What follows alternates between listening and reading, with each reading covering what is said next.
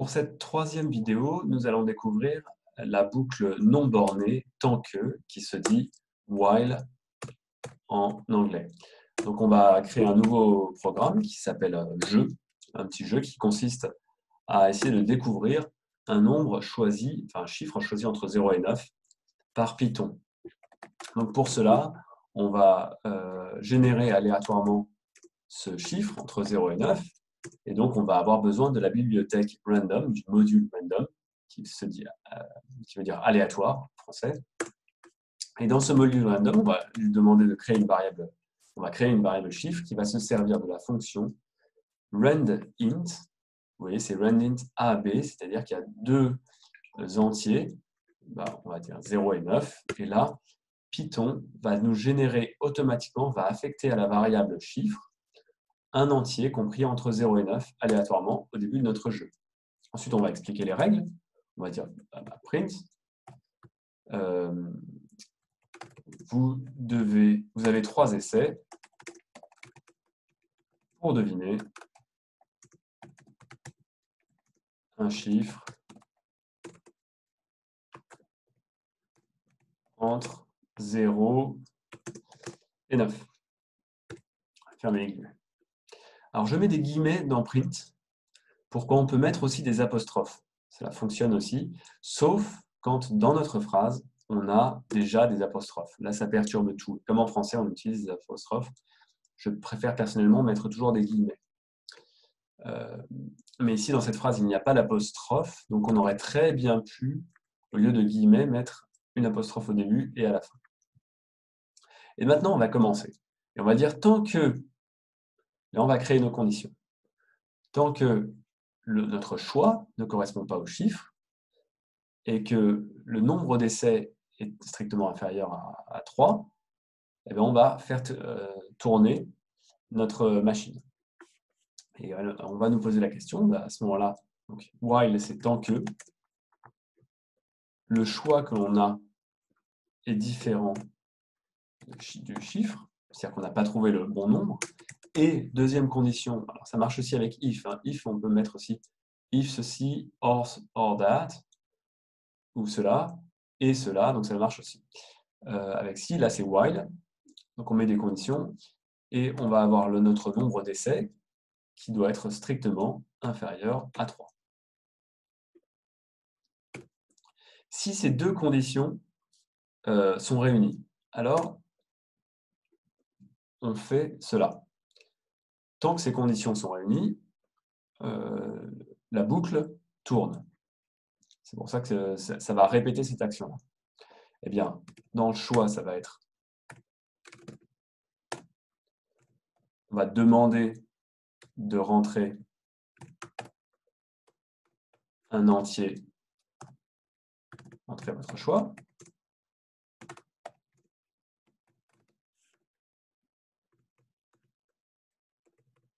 Voilà. Et on va incrémenter l'essai de 1.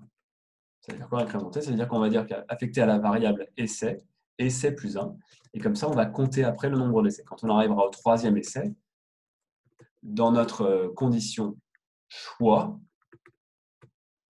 tant que,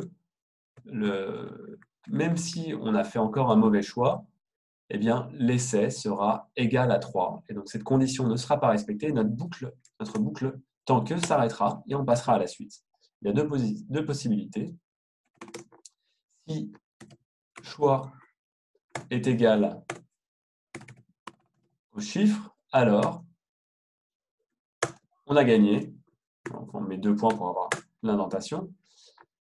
On va mettre gagné. Donc, gagné, il n'y a pas d'accent. Je vais plutôt mettre bravo. Là, on peut le mettre, si vous voulez, entre apostrophes, parce qu'il n'y a pas de guillemets, donc ça marchera très bien. Vous allez voir. Les apostrophes sont là, hop, et on met X, bravo. Sinon, si on n'a pas, notre choix n'est toujours pas égal au chiffre au bout de 3 essais, alors, print, là, on est obligé de mettre des guillemets, parce qu'on va mettre perdu, c'était, non, mais l'apostrophe, on va mettre juste une apostrophe, perdu, c'était, et on va donner la solution, on ferme les guillemets, et on écrit le chiffre, c'était ce chiffre-là, qui avait été généré aléatoirement au tout début. Voilà. Maintenant, si on essaie de faire tourner cela, vous allez voir que ça ne va pas fonctionner. Pourquoi? Parce qu'en fait, on demande à Python des choses qu'il ne va pas comprendre. D'abord, on lui dit, tant que choix est différent de chiffre, mais il ne sait pas ce que c'est que choix. Au début, la première fois, il va bloquer. Choix, il n'est rentré que plus tard. De plus, il demande tant que essai est différent de 3, mais il ne sait pas ce que c'est qu'essai. Donc, on lui demande deux conditions qu'il ne comprendra pas. D'autre part, si on dit essai égale essai plus 1, il veut affecter à la variable essai une variable essai qu'il ne connaît pas au début. Donc ça, il faut, dans ce cas-là, initialiser des variables. Donc on va initialiser la variable choix, qui doit être une variable numérique entière, mais qui ne doit pas être comprise entre 0 et 9, parce que sinon, ça peut effectivement créer un premier choix qui peut correspondre au bon choix. Et à ce moment-là, à l'essai 0, on arrivera directement à la bonne solution. Donc on va dire que choix est égal à 10, comme ça on est certain que ce ne sera jamais le bon choix. Et notre essai au début, eh ben, on est à 0 essai. Et après, vous allez voir que essai deviendra, à la première itération de la boucle tant que, essai deviendra tout de suite 1.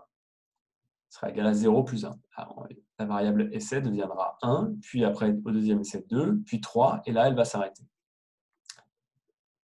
Voilà, donc on a initialisé nos variables, on a fait notre boucle tant que, les conditions de gain ou de perte, et on va voir si notre programme fonctionne en l'exécutant. Alors vous voyez qu'il y a quelque chose qui ne convient pas, c'est que la phrase disparaît. La règle du jeu n'est pas claire. On la connaît, on sait qu'on a 3 choix, on va mettre 0, 1, 2, perdu, c'était 9. Vous voyez que le programme fonctionne en attendant.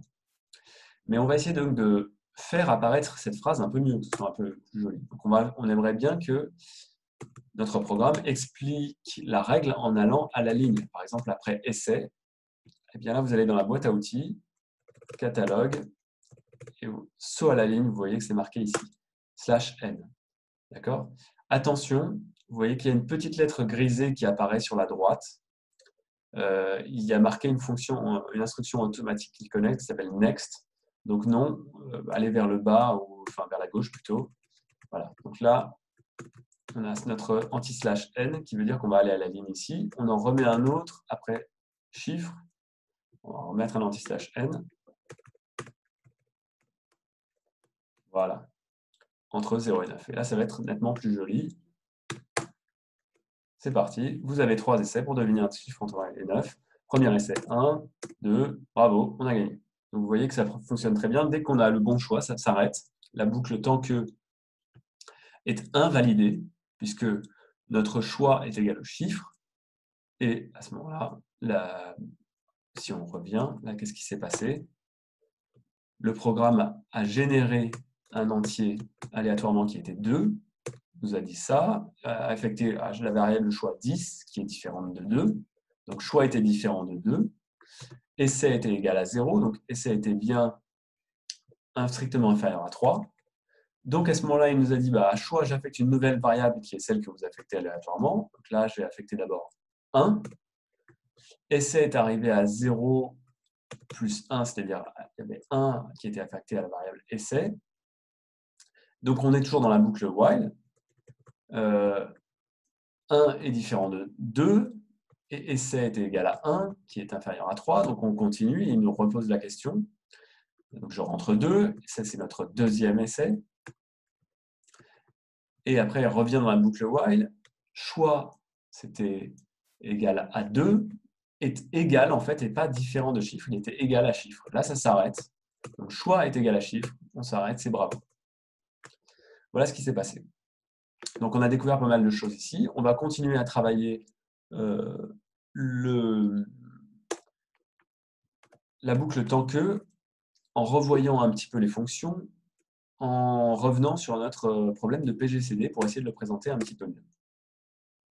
Le plus grand commun diviseur. Vous vous souvenez, on va créer une fonction PGCD de AB. Et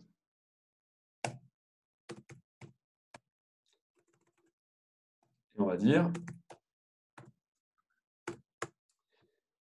que si A est inférieur à B, vous vous rappelez, on veut plutôt que faire PGCD de BA, pour essayer de ne pas se tromper. Voilà. Maintenant, au lieu de mettre else, il n'y a pas besoin ici. Ça, c'était juste une première condition.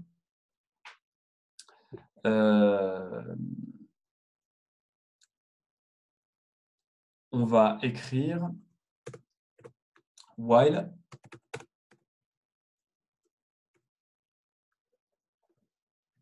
et on va dire B, au lieu de dire on va essayer de trouver quand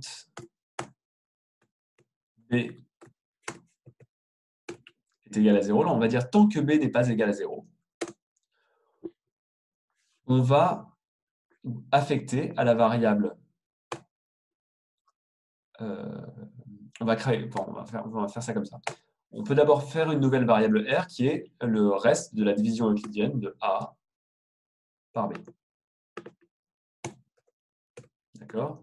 On a créé cette nouvelle variable et on affecte à la variable A, c'est l'algorithme d'Euclide, la variable B, le diviseur devient le dividende et le reste devient le diviseur. Vous voyez, ça c'est comme ça que fonctionne l'algorithme d'Euclide. Et on continue. Tant que B est différent de 0, je fais la division euclidienne, je prends le reste et je vais diviser le diviseur par le reste. Et on continue. Alors, il y a une façon plus élégante d'écrire ça que d'écrire sur ces trois lignes. Au lieu de dire que à la variable A, on affecte la valeur B, et à la valeur B, la valeur R, on peut écrire ça sur une même ligne. On dit AB, pardon, AB est égal à BR, par exemple. Ça, on l'enlève. On a le droit, en séparant par une virgule, c'est comme si c'était respectivement. Aux variables A et B, respectivement, on associe les valeurs, on affecte les valeurs B et R. Et comme ça, notre programme continue à tourner. Tant que la variable B, qui était en fait notre reste, n'est pas nulle, la division euclidienne continue. On aurait pu même en fait enlever encore une ligne en disant, j'écris ici le reste de la division euclidienne. Je ne crée pas de variable R, je dis, voilà, aux variables A et B, j'affecte B et la division euclidienne de A par B, le reste de la division euclidienne de A par B. Là, c'est la façon la plus élégante de l'écrire. Et en fait, si on fait ça, vous allez voir que la première condition if devient inutile. Pourquoi? Parce que je vais l'enlever et je vais vous montrer que ça fonctionne quand même. Là, on n'a plus besoin que d'une seule indentation. Et là, à la fin, on va dire évidemment return A. Mettons que j'ai A qui soit inférieur à B. Donc, B n'est pas égal à 0, évidemment. Donc, le programme va affecter aux nouvelles variables A et B les valeurs B devient, donc A devient B, et B devient le reste de la division euclidienne de A par B. Or, si A est inférieur à B, le reste de la division euclidienne de A par B, c'est A. Donc la permutation se fait à la première itération de notre boucle while. Et la boucle, elle va continuer, donc, tant que le reste, qui est en fait une affectation de la variable B, ne sera pas nul. Et dès que le reste est nul, eh bien, on revient à la dernière valeur A, qui va être quoi? Le reste de la précédente division euclidienne, et qui va apparaître. Et donc, vous allez voir que ce programme fonctionne. Si on exécute le script, voilà, pgcd de 4832, par exemple, c'est 16. Et le PGCD de 3248, c'est aussi 16. Voilà, donc vous avez appris pas mal de choses avec les boucles non bornées tant que. Faites bien attention à l'utilisation de ces boucles. Elles ne s'arrêtent jamais tant que la condition qui est définie est respectée. Tant qu'il y a cette condition-là, la boucle va continuer à... Donc, si vous pouvez créer des boucles où la condition ne sera jamais respectée, et à ce moment-là, ça bloque votre logiciel Python. Donc, ça crée un bug qui peut être très important. Ou alors, si vous faites créer une boucle qui fait tourner extrêmement longtemps votre calculatrice, ça peut effectivement la bloquer. Donc, manipulez ces boucles avec quand même un petit peu de précaution. Vous devez toujours utiliser une boucle tant que, avec une condition qui, à un moment donné, sera invalidée. Voilà, donc la prochaine fois, nous verrons les boucles qui seront bornées, c'est-à-dire que on ne va pas faire tant que une condition, mais on va lui dire pour un certain nombre de fois donné, fais cette instruction. Et donc cela va limiter le nombre d'itérations de notre boucle. Voilà, à la prochaine fois, merci de votre attention.